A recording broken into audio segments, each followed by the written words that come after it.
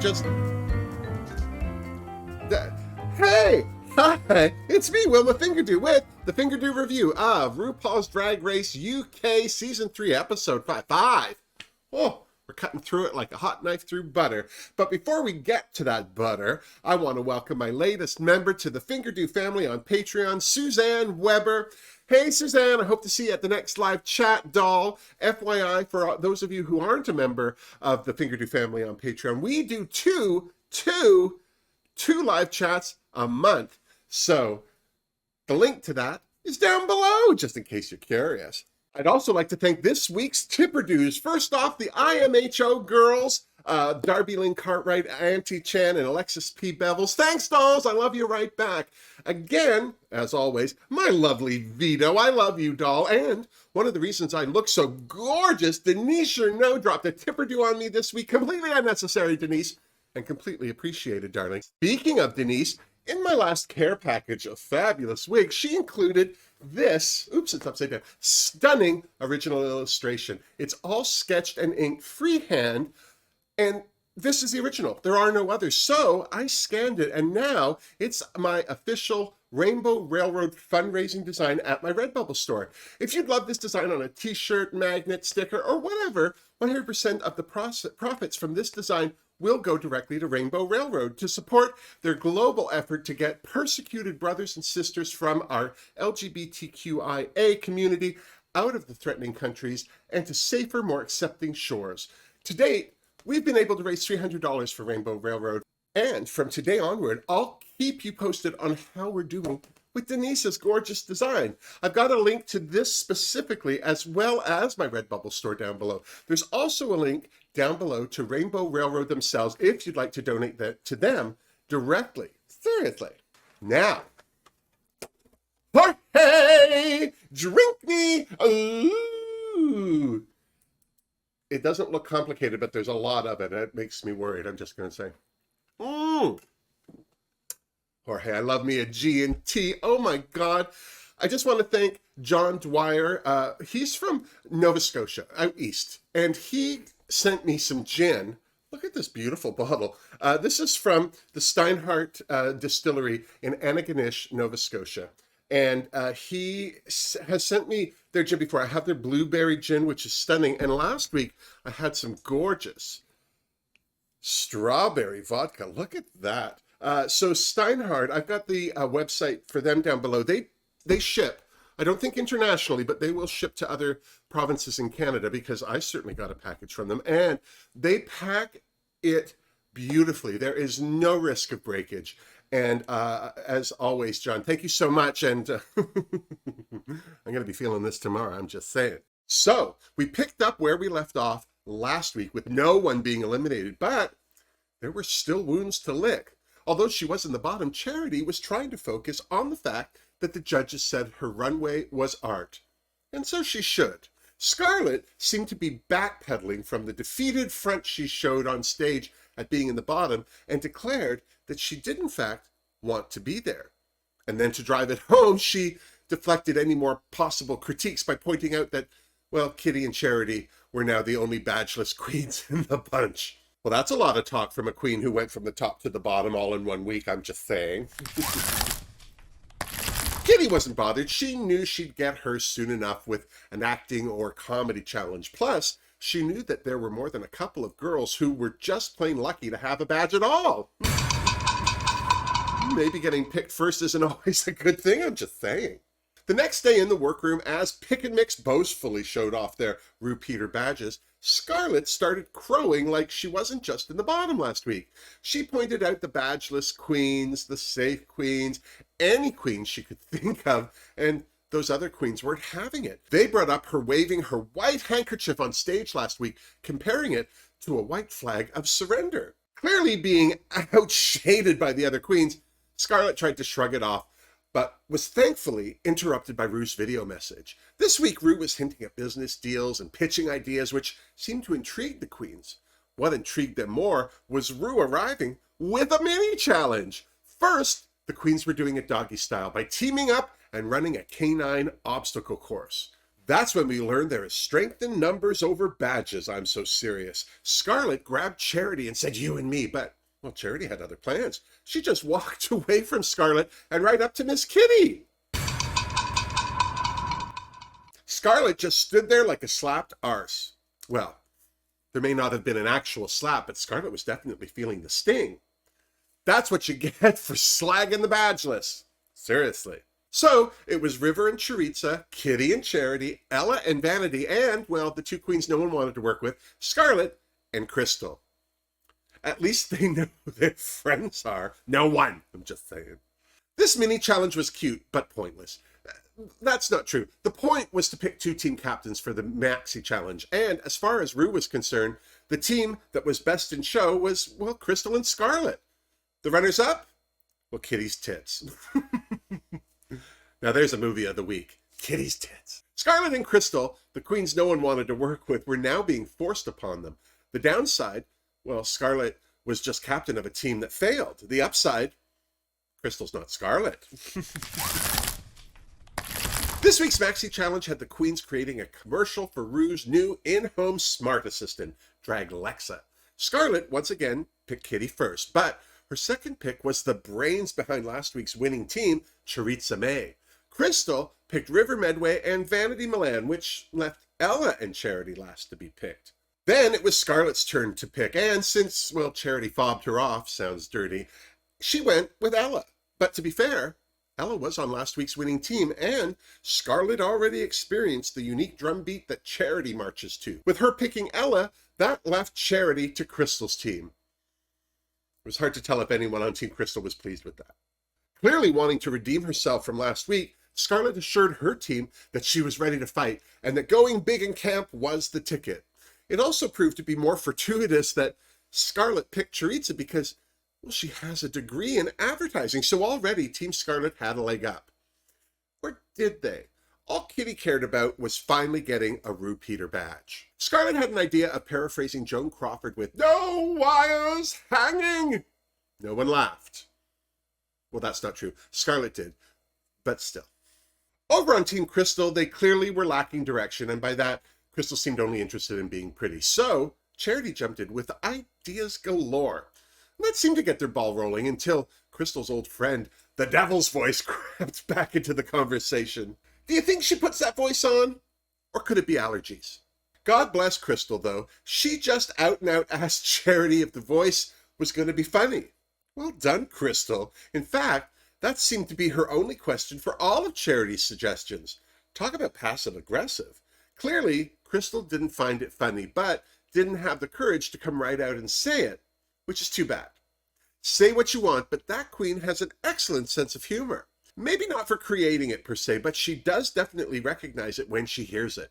Needless to say, that got right on Charity's tits. Crystal didn't care. Or maybe it was the Botox. Before they could come to blows, Ru showed up to check on the queen's progress, or, more to the point, ruffle feathers. Team Crystal was up first, and after Ru gave Charity some advice on getting out of her own head, the other queens started pitching their ideas.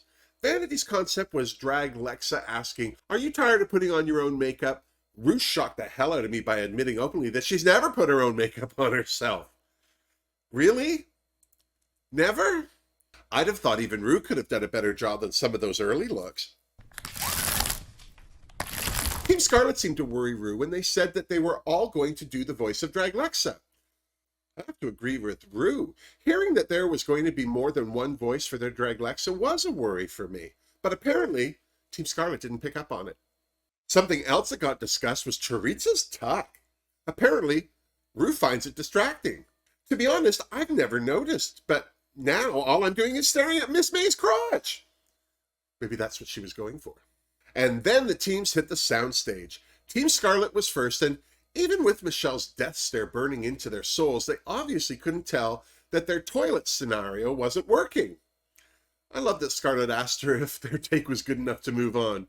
I loved it even more when Michelle Cooley said, "No." Ironically, though, that was their best moment. It all just went downhill from there, and the fact that none of the queens could sense that did not bode well. Seriously.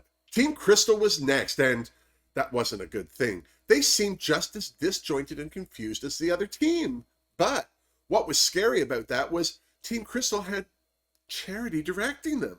And Crystal was okay with that. She shouldn't have, I'll say it. The next day, as the queens were getting ready, Scarlet and Kitty were having a chinwag about Scarlet's family struggles as she was growing up, and that her mom was diagnosed with COPD, and how it sounds like it's not going to get better. My heart broke for Scarlet. No wonder she's been trying so hard. She just wants her mom to see her succeed. Too bad she keeps getting in her own way, though, bless.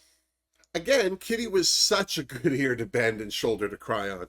Here's the Skitty and Carlet. I've had too many of these. And then it was time for the runway. Ru looked stunning in her asymmetrical sequin gown. Michelle was there being cute in her updo. Alan Carr was cute in his updo too. And by that, I mean his hair is thinning.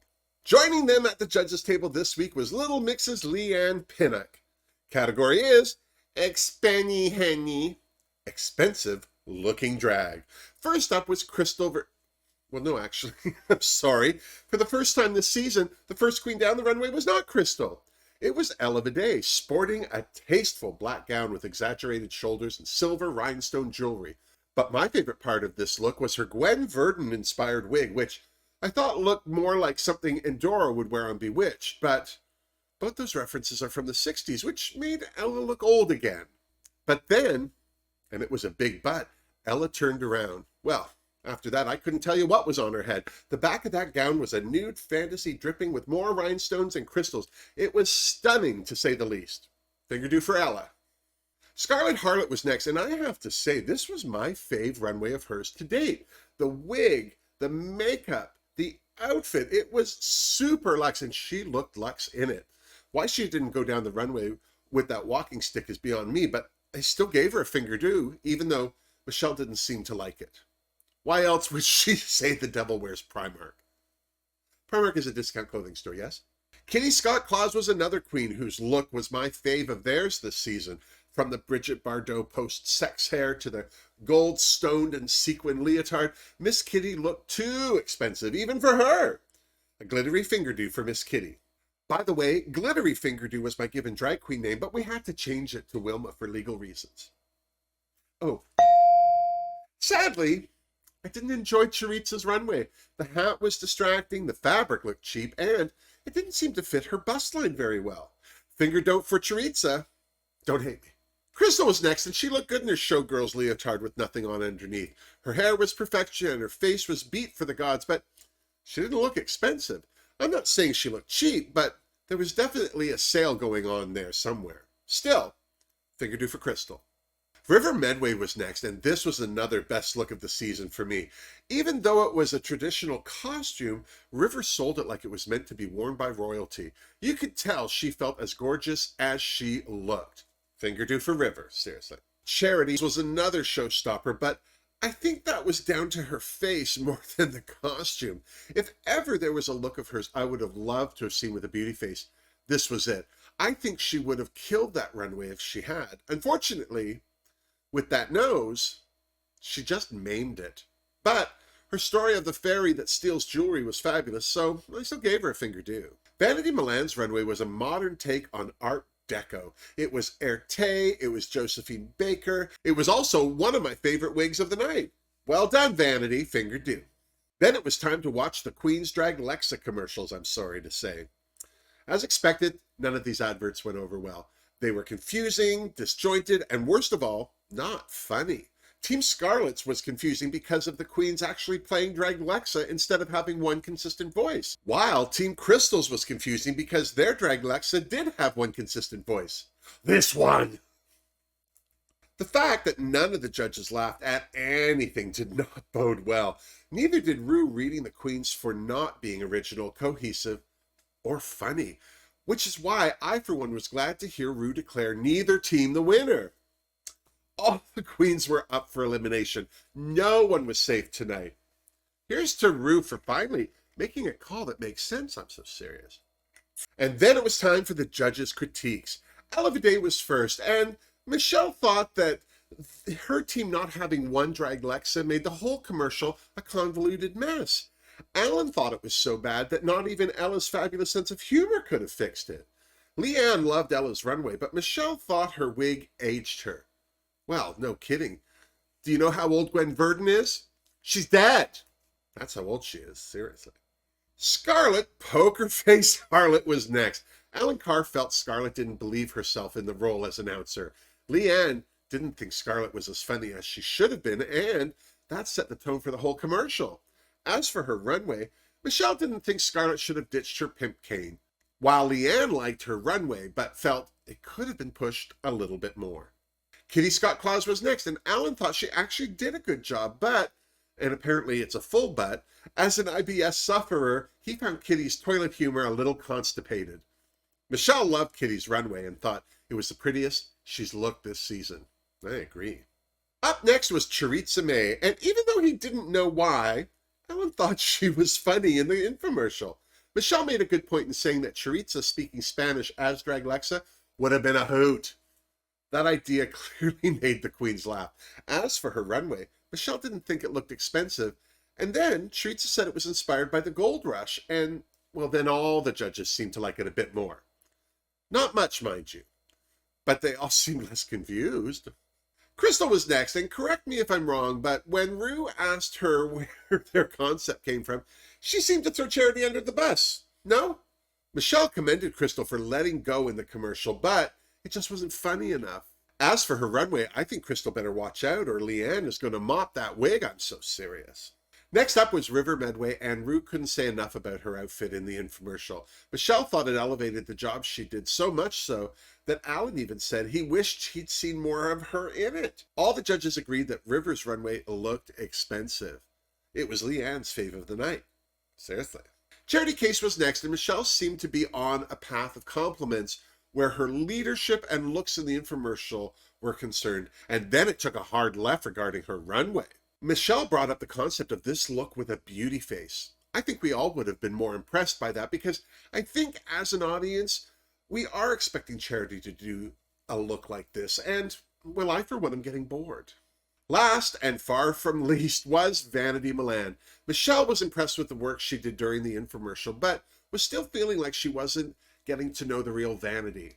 Alan liked how busted she was in the infomercial because she's always so poised on the runway, and Leanne thought her performance was one of the funniest of the night.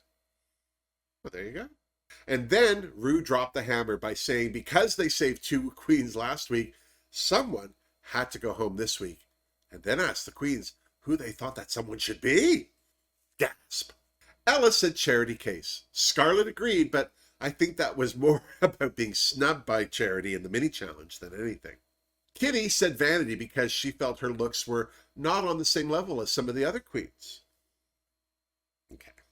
Charitza picked Scarlett because she felt that Scarlett could have done more as the group's leader. Scarlett defended herself by retelling her no wires hanging joke. Well, at least this time she got a smirk from Rue. With all that said and done, Crystal picked Scarlett as the next queen to go home, as did River Medway. Neither queen thought Scarlett had recovered from last week. They're not wrong.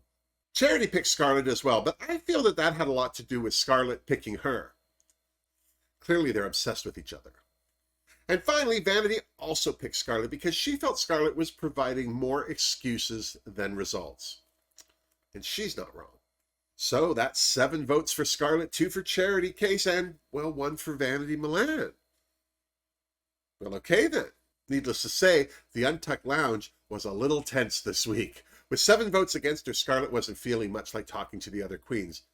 But that didn't last long. Once she started sniping, it was a full-on deluge from her about not bouncing back from last week's failure. When the other queens started critiquing her lack of listening skills, Scarlett had had enough and stormed out of the room. It's very grown up. I have to say, I did feel badly for Scarlett. They're all under pressure, and this situation does nothing to ease that. But when she stood there saying that she's always felt left out ever since she was a kid, well, she has to take some ownership in that. I mean, it can't be everyone else.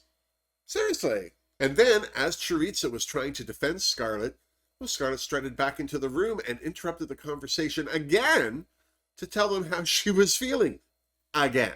No matter how the other queens tried to quantify the situation for Scarlett, she kept pushing back. I've been in situations like that, so my heart went out to her, seriously. When the queens returned to the stage, Ru declared that Ella, Kitty, Choriza, Crystal, and River were all safe. That left Scarlett, Charity, and Vanity in the bottom. But not for long, as Ru told Vanity she was safe too. So, it was a replay of last week, Scarlett versus Charity. I have to say, Charity stole the show last week, so I wasn't expecting anything different from her this week. But then, Scarlett was pretty cheesed off, so who knows what she was capable of at this point. The song they lip-synced to was a total gift, if you ask me. Shirley Bassey's Big Spender. It's a fabulous song to perform to, and it looked like these two queens knew it. They both started out strongly, but then Charity started taking her drag off. First the hands, then the headpiece. It really diminished her look, which took a little air out of her performance sales, if you ask me. As for Scarlett, I thought she did way better than she did last week, and, well, so did Ru, because she told her to Shantae, and it was Charity Case who sashayed away. Bless. So, what do you think? Did the right queen go home? Were the right queens even in the bottom? Is this the kick in the padded butt that Scarlett needed to stay out of the bottom, or will she be back there again? All we can do is tune in to RuPaul's Drag Race UK next week to see how it all plays out, and then, when you're done, you come on back and you see me so you and I can compare notes. Now, until then, don't forget to give this video a thumbs up if you liked it, and subscribe to my channel if you haven't already. And if you'd like to support me and the Fingerdoo review, check out my links in the description box down below. Until next week, miss me! Mwah! Seriously, poor Scarlett. She's clearly put a lot of pressure on herself to do well in this competition. And, you know, she's 26. This is the other thing. If she were 19, if she were Crystal, I'd be like, okay, she just doesn't know how to talk to people. But she's 26. I have a feeling that she's really never stopped to listen to other people talk. I think that's what her problem is. It's too bad. I'm so sorry Charity went, but I've had a few conversations with people this week about her not compromising her drag, or not having to compromise her drag to stay in a competition. I'm not saying that she should have to dress differently, but if you're going to do what you're doing in a competition where variety is key and a range of abilities and looks are requested, then do that. I think if she had done a softer face for that fairy costume, she could have looked like one of those Victorian sketches. She could have been just stunning. She could have given them just Tinkerbell realness, and I think that would have made a bigger impact on the judges. I wonder if she feels too afraid to be pretty. A lot of comedy queens and a lot of alternative queens sometimes have a fear of being sexy, and I totally get that. I mean, I don't have any fears in that department, but hey, why fight it?